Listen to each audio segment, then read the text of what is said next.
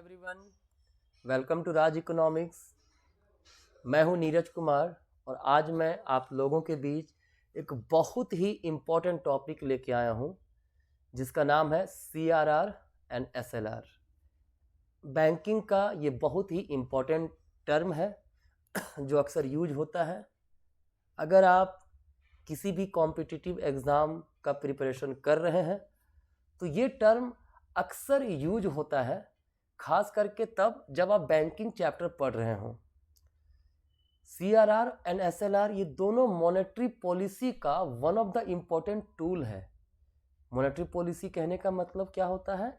इसका मतलब होता है वैसे policies which are used by central bank to control money supply in an economy. ठीक है, अगर किसी भी इकोनॉमी में मनी सप्लाई को कंट्रोल करना है, उसे रेगुलेट करना है, तो वहाँ पे central bank monetary policy adopt करती है। और मॉनेटरी पॉलिसी का ये one of the important tool है, इंस्ट्रूमेंट है जिसको हम लोग CRR एंड SLR के नाम से जानते हैं। ठीक है, तो आज हम लोग दोनों ही टर्म CRR एंड SLR के बारे में जानने की कोशिश करेंगे। इसमें जो भी टर्म है, जो भी एग्ज़ाम में आपके आ सकते हैं क्वेश्चन, उन सारे बिंदुओं को डिस्कस करें। ठीक है, तो सबसे पहले we discuss about CRR। CRR stands for cash reserve ratio. ठीक है, इसका मतलब होता है कैश रिजर्व रेशियो। क्लियर?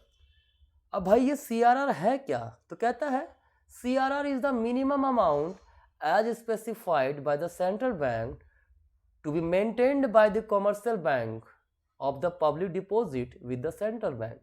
मतलब क्या हुआ कि जो भी कॉमर्शियल बैंक होंगे उनके पास जितनी भी पब्लिक डिपॉजिट आया है उसका एक सर्टेन पोर्शन कॉमर्शियल बैंक को रिजर्व रखना पड़ता है। किसके पास? सेंट्रल बैंक के पास। ठीक है, इससे ही हम लोग CRR कहते हैं। जैसे मान लीजिए एक कॉमर्शियल बैंक का एग्जांपल लेते हैं, SBI है। ठीक है, SBI के पास टोटल अमाउंट 100 रुपीज़ वहाँ पे पब्लिक डिपॉजिट हुआ है। ठीक है, पब्लिक के द्वारा डिपॉजिट किया गया अमाउंट है ये।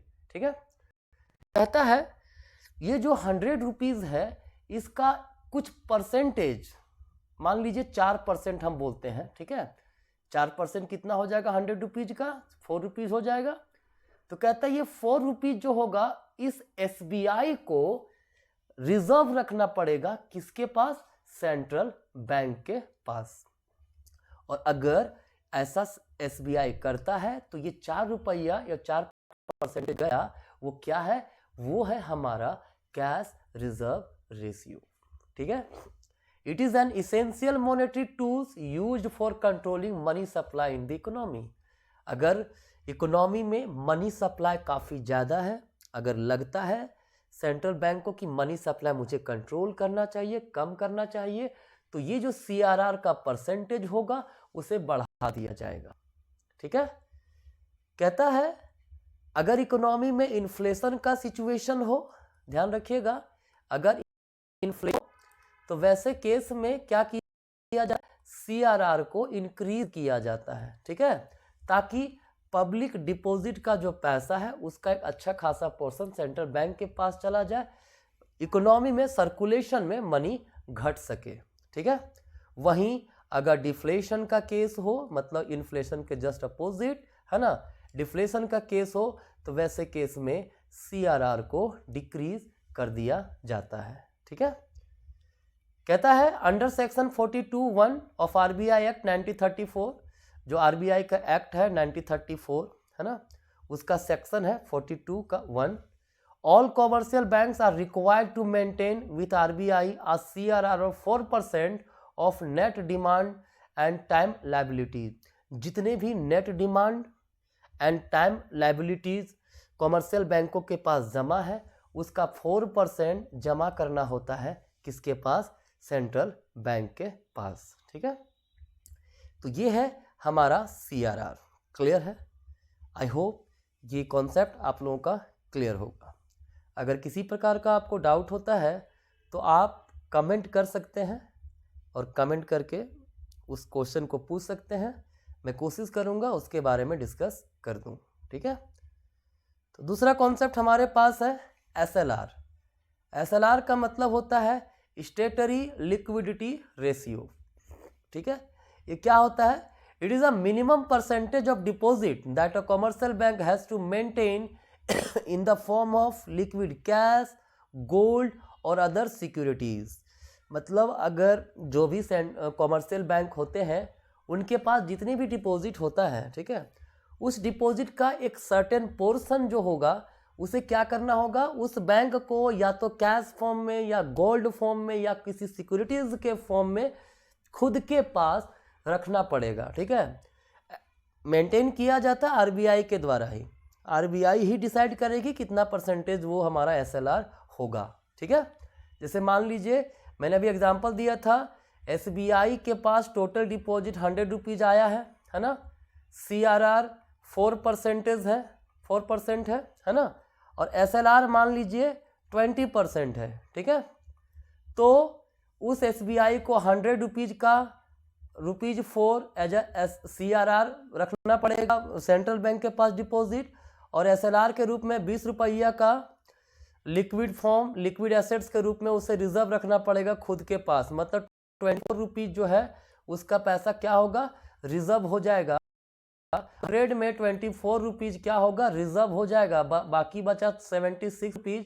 इसे ही कॉमर्शियल बैंक लोन पर्पस से किसी और को दे सकता है, ठीक है। लेकिन जब भी कॉमर्शियल बैंक लोन देता है उसके पहले क्या करना होगा, a commercial bank has to maintain CRR and SLR, ठीक है, एज रिजर्व। क्लियर। कहता है एसएलआर का यूज भी हम लोग जनरली इन्फ्लेशन वगैरह को कंट्रोल करने के लिए करते हैं, ठीक है।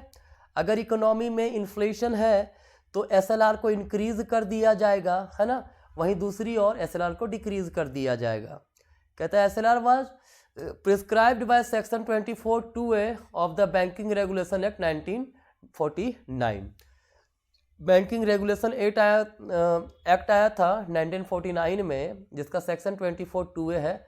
उसमें एसएलआर के बारे में डिटेल डिस्कशन किया गया है कि हर कॉमर्शियल बैंकों को एसएलआर के रूप में कुछ मिनिमम परसेंटेज जो है वो क्या करना पड़ेगा, मेंटेन करना पड़ेगा इन the form of liquid cash, gold और अदर सिक्योरिटीज, ठीक है।